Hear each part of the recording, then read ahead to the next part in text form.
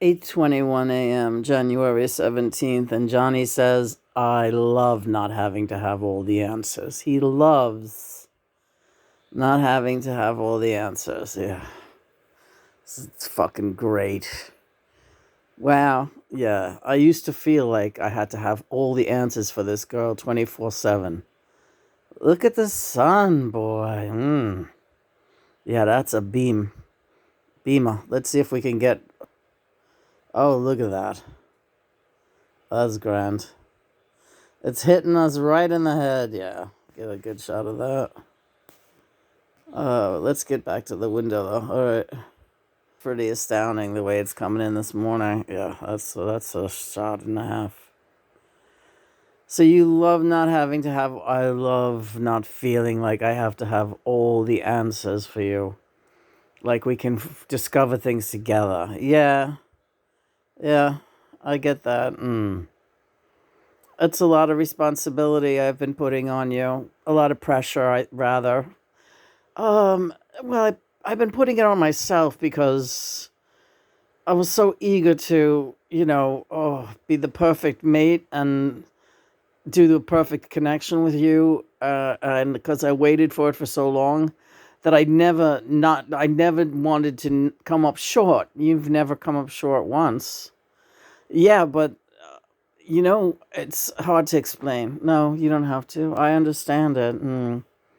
I always felt like you've been like really not overcompensating, but super compensating. Ooh, I like that. Yeah, you've been super compensating to try to keep me happy and so that I understand everything. Yeah, you know,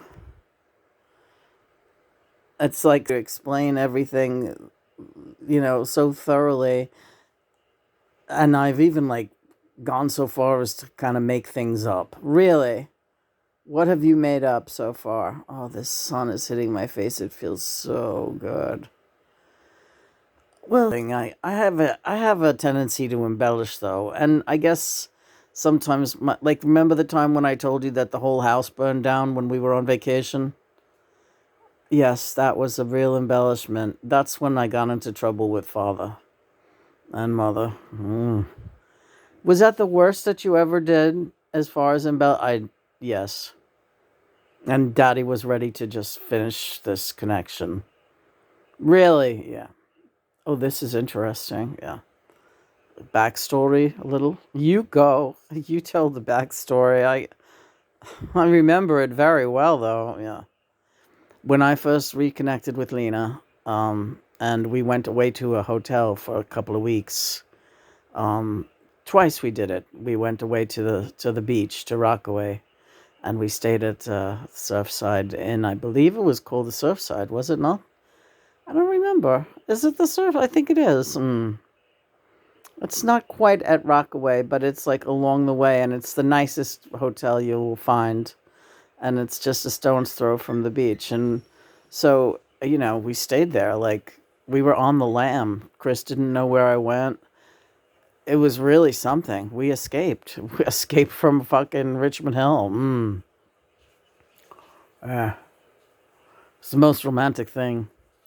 I couldn't believe when we walked into that hotel room together, and I just, yeah, he was like, he was like, I can't believe we're here.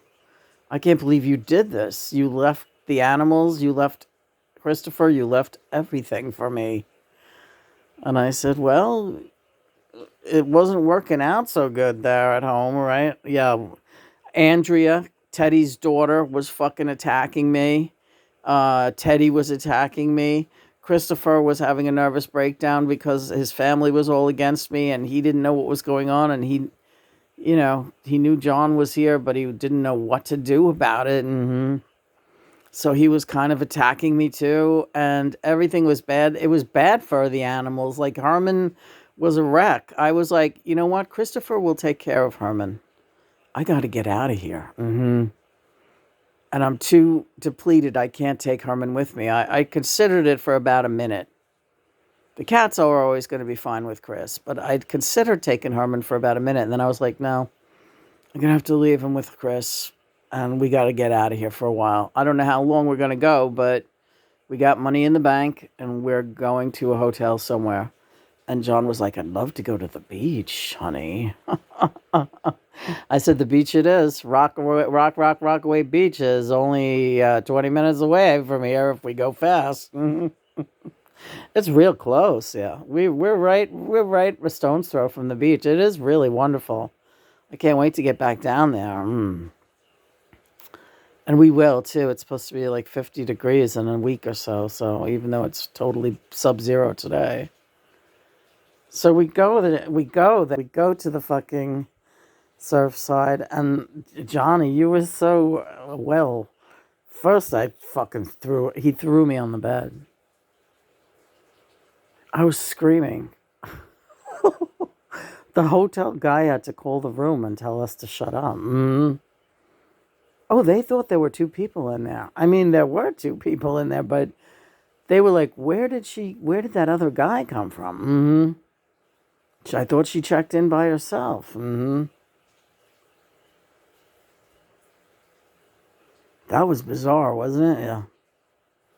And then, but anyway, we had a great time. We drove down to the beach every day. There were bands playing on the boardwalk. We were hanging out, fucking swinging. We had a box of wine. We were drinking a box of wine. We bought some beer one day. Sex 24/7. Yeah. 24/7, literally. Yeah, that was amazing what you did. What you did. And then one ends the night that John had like a nervous breakdown. There was way through the honeymoon. We call it the honeymoon, right? Yeah. Honeymoon by the bay. Right. Rockaway by the bay. Halfway through, John starts getting like shy. He stops talking to me, and I was like, oh no, right. So then he made up this whole story. And he had me believing it. He said, you know what? The whole house burned down. Meaning the house where we live right here. He said, it's all gone. The house exploded. There was a gas explosion. Why did you tell me that? And we weren't checking the news or anything. So it was just like, but it seemed like, but I didn't even question him. I was like, you're kidding. Where is Herman? And he was like, he's safe. I'm just telling you, there'll be nothing there when you get back. You're going to have to start new. I said, where did Chris and his whole family end up going? And he's like, you'll see it all when we get back over there. Pick up the pieces. My biggest concern was Herman and the cats, but he kept telling me they were fine. But he told me that this whole house in Richmond Hill loaded and burnt down. And I fucking believed him. For about a minute. About a day or two. I wanted to drive back over there. He was like, no, it's not safe yet. We can't go back over there yet. This is a crazy story to remember. And then all of a sudden, one morning I get up and I'm sitting on the edge of the bed and I'm watching the sun come up over the water. Because the bay was right outside our outside our window at the hotel. We had a great room. And John said, sits next to me on the bed, and he takes my hands in his hands. Both hands, I remember. I have to talk to you. And father and mother are here too, and we all want to talk to you. So I was like, uh-oh, what the hell's going on? And Dad said, well, what did he say, Dad? What did you say? John's been lying to you. Because he's insane. John's insane, Lena. Right? And it's not his fault. But he doesn't know what he's doing half the time. And you guys have to get sober. Or else there's going to be a big problem. And I was like, why? What's going on? They're like, the house didn't blow up. The house didn't burn down. You have to go back home to Richmond Hill. You have to face your life there. And you have to face Christopher. You have to take care of your animals are really upset. You have to go home. And I was like, okay. But I was kind of like, what else have you lied to me about, John? And Mom and Dad said to him, do you see, John? She's never going to trust you if you tell crazy stories like this. There was no reason to tell that story. Why did you do it? And I had no answer. But I never lied to you again. Not ever. I'm sorry. I went crazy on that trip. You did. He was telling me all kinds of weird stories about women that were after him. Oh, Lena, I'm so sorry. I wanted to make you jealous. I wanted to. I don't know what I wanted to do. I wanted to get your reaction to everything. I was testing and testing and he was testing me. And Mother said, she has passed every test she needs to pass, John. You can't do this. You cannot do this to this girl anymore. She loves you completely. It's obvious. She loves you absolutely completely. And she is not going to ever turn on you or leave you. That's the thing. I didn't trust. I thought this is too good. I'm gonna keep testing her because I just don't believe this is happening, And Mom said, she's at a hotel with you. She left her animals, John.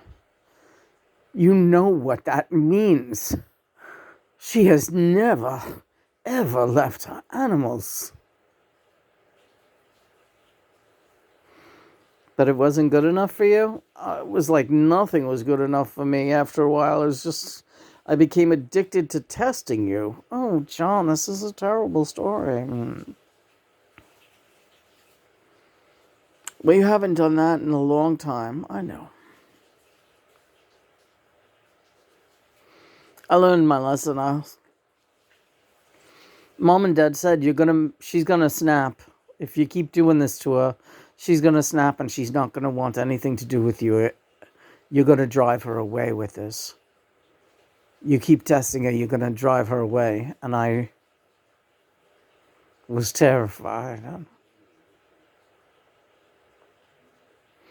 And I knew they were right, and I just couldn't believe that we had come this far for me to ruin it on our honeymoon of all things. So that's when you started acting weird? Yeah, because I was trying to be sober on the honeymoon then, and it wasn't working. Because it was too much. It was cold turkey, and I couldn't function. And why are you upset, John? That's over now. It's not that anymore. I know. I'm praying to Mother and Father and giving thanks for clarity and the grand design and how it all worked out, and we're all sober now and everything, and now we can move on and get our lives together and be together and be one, and I trust you and you trust me, and everything will be great now. Yes, it will. Everything will be great. Poor Johnny. You poor kid. You don't trust anybody. I trust you. And I trust Mother and Father. And I trust the brethren. It's myself I have to trust. Yes, you have to trust yourself. Trust yourself, John. Please trust yourself. I love you. Thanks, Weena. That's all right, honey. Thank you, Donnie. Yeah, I had a dream about George, and George was a midget. What was going on there? I was a gnome. You were a gnome. Yeah, I was a little gnome. I was like, George is so much smaller than me. What is going on? And then that was a weird dream. Yeah, that was like a weird nightmare escape. You did all right, though. And Kurt was there. Yes, Kurt was there. Hi, Kurt. Hey.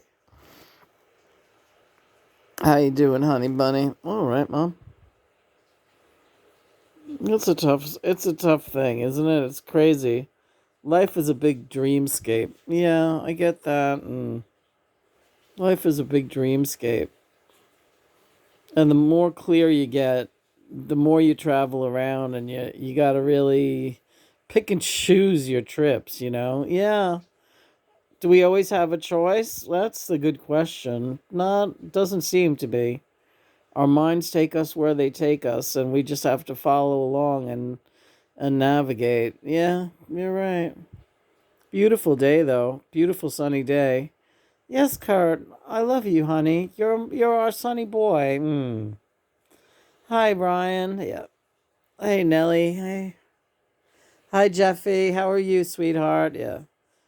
I like that show, but you're not in it enough. Yeah. I mean, the show is retarded. It's called The Affair. We're watching that now. Yeah. We'll watch a little bit more of it. I want to have my tea, though, now. All right. Want some tea, baby? Yeah. So, hello, children and mother and father and everybody. Ah, look at this day. It's amazing. It's amazing. Maisie's here. She had a great breakfast, this cat. She's digging that sun. My eye was bothering me yesterday. I hope it's better today. Watch that direct sunlight in that eye. All right.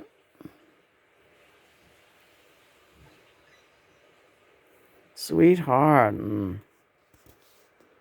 Confessions, yeah. Nobody loves you like I do, honey. I know, babe. I know that. Let's see about a radio reading. All right. What do we got? Genesis. In this.